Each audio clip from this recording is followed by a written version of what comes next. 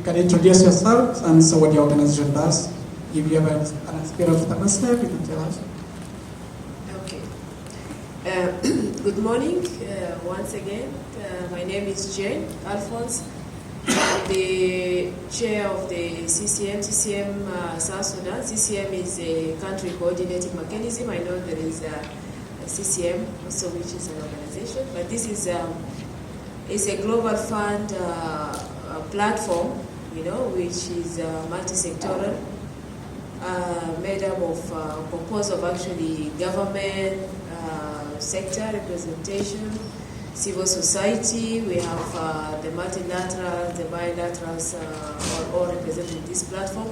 And the main actually role of this platform is providing oversight to the grants of the global fund or the investment of the global fund in the country. And as we are aware, they are actually providing or funding our response in HIV, TB, and malaria. So that's basically what I do, and I am there representing actually the civil society constituency, the CCM.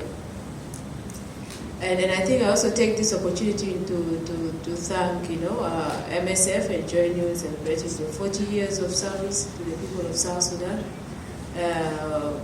In a very difficult and challenging environment or country with really hard to reach places, and we have seen you providing services, and I think this is we really appreciate that, and we are grateful, and we remain we'll continue to work and partner with you.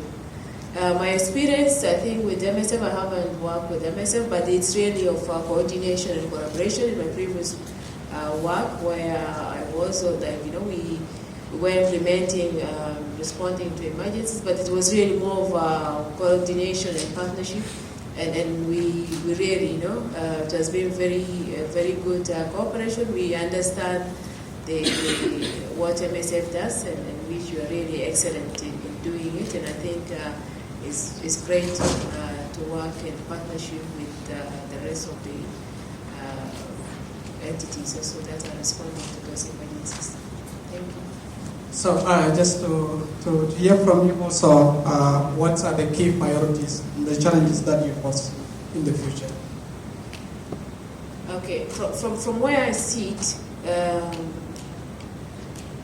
as we continue to respond to the needs in South Sudan, I know the humanitarian needs remain still on top of the list of our priorities, and the gap is huge, and for a good response, it requires resources, and we have also been seeing a drop, in the funding available to respond to these needs. And that also doesn't leave out the TB, HIV, and malaria as well. For example, at the moment, the Global Fund is the only partner supporting our response to the national response, for the TB program. And there is no any other form or sources of resources going towards that. And I think that actually remains a challenge, and it limits, the national response to at least make services available to those who are in need of these services.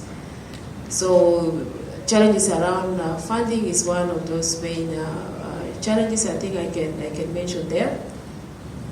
But if I'm to link that to what MSF is doing, which is a humanitarian response, and the overall humanitarian response in the country is quite significant. It's huge, and it's billions is actually billions going towards the humanitarian response, and I think I can see an opportunity there, where we have challenges with the other response, whether it's TB, HIV, it's malaria, or any other health services, that we can actually work together.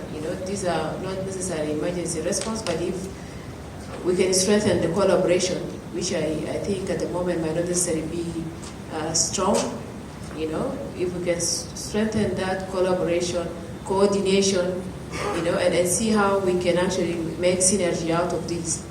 Those other responses or other disease areas can benefit, from the response, the humanitarian response that is being implemented. Thank you. Thank you, Dr. Gent. I'll give